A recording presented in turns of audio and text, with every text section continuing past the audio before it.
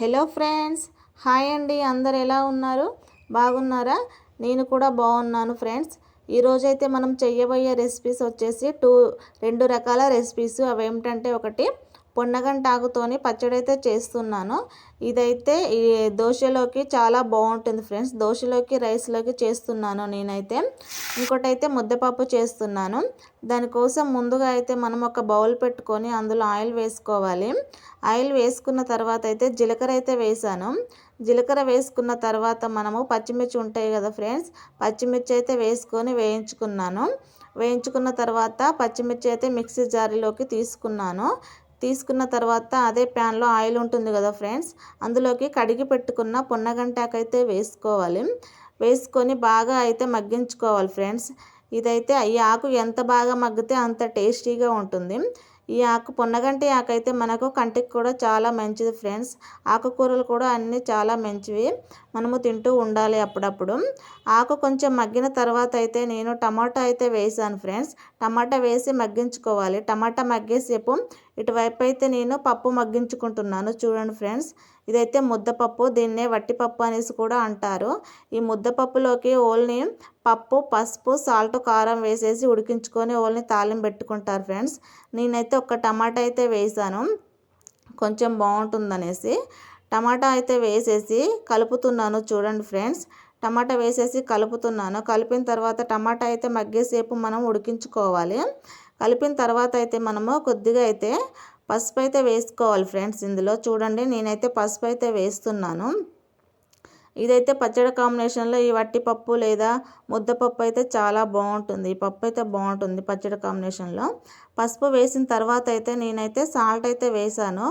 Salt వేసి ఒక్కసారి అయితే కలుపుకోవాలి ఫ్రెండ్స్. మనము కలుపుకొని టమాటా మగ్గేసేపు అయితే మగ్గించుకోవాలి క్యాప్ పెట్టుకొని. టమాటా అయితే బాగా మగ్గాలి ఫ్రెండ్స్. క్యాప్ తీసి ఒక్కసారి అయితే చూస్తున్నాను టమాటా మగ్గిందా లేదని. ఇంకా మగ్గలేదు. ఇంకా 5 నిమిషాలు అయితే మనం క్యాప్ పెట్టేసుకొని మగ్గించుకోవాలి ఫ్రెండ్స్. ఈ పప్పు చాలా టేస్టీగా ఉంటుంది. కొంచెం మగ్గిన తర్వాత అయితే నేను 1 స్పూన్ అయితే కారం అయితే వేసాను. కారం కూడా వేసి బాగా కలుపుతున్నాను. చూడండి ఫ్రెండ్స్, కలుపుతున్నాను. బాగా కలిపేసేసి ఈ పప్పు అయితే కొద్దిగా అయితే ఉడికిపోయింది. చూడండి, ఉడికిపోయింది ఫ్రెండ్స్ కొంచెం పప్పు అయితే. చూడండి ఫ్రెండ్స్, ఉడికిందా లేదా అని చూస్తున్నాను నేనైతే. 1 నిమిషం అయితే ఉడికించుకోవాలి పప్పుని. తర్వాత అయితే ఈ ఆకు అంతలోపు అయితే మగ్గిపోయింది ఫ్రెండ్స్. ఈ ఆకు మగ్గిపోయింది చూడండి. ఇంకొక 5 నిమిషాలు అయితే ఈ ఆకు అయితే మగ్గుతుంది. ఈ ఆకు ఎంత వేగితే అంత టేస్టీగా ఉంటుంది ఫ్రెండ్స్. మనకి ఈ పచ్చడి చాలా బాగుంటుంది. మీరు ఎప్పుడైనా ట్రై చేశారా పొన్నగంటి ఆకుతోని పచ్చడి? ఎవరైనా ట్రై చేస్తే నాకైతే కామెంట్ చేయండి ఫ్రెండ్స్. చూడండి, బాగా మగ్గించుకున్నాను నేనైతే ఆకుని. 1 నిమిషం అయితే క్యాప్ పెట్టేసి మగ్గించుకున్నాను. తర్వాత అయితే ఇటువైపు అయితే చూస్తున్నాను పప్పు మగ్గిందా లేదా అనేసి.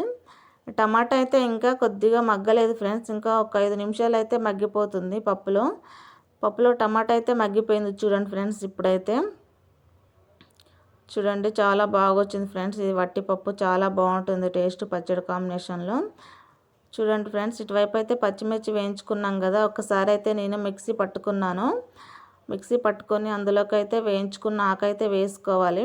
ఈ ఆకైతే చాలా హెల్తీకి మంచిది ఫ్రెండ్స్. మీరు కూడా ఎప్పుడైనా ట్రై చేయండి. ఈ ఆకు దొరికినప్పుడు చాలా బాగుంటుంది పొన్నగంటి ఆకుతో పచ్చడి. నాకైతే ఫేవరెట్ ఫ్రెండ్స్. నేను అందులోకి కొన్ని వెల్లుల్లి అయితే వేస్తున్నాను. ఆకులోకి వెల్లుల్లి వేసిన తర్వాత అయితే 1 స్పూన్ అయితే సాల్ట్ అయితే వేసాను. సాల్ట్ వేసుకున్న తర్వాత అయితే మనము మిక్సీ పట్టుకోవాలి. చూడండి, ఇలాగైతే రెడీ అయిపోతుంది. టేస్ట్ అయితే బాగుంటుంది ఫ్రెండ్స్. దోశలోకి చాలా బాగుంటుంది ఇది.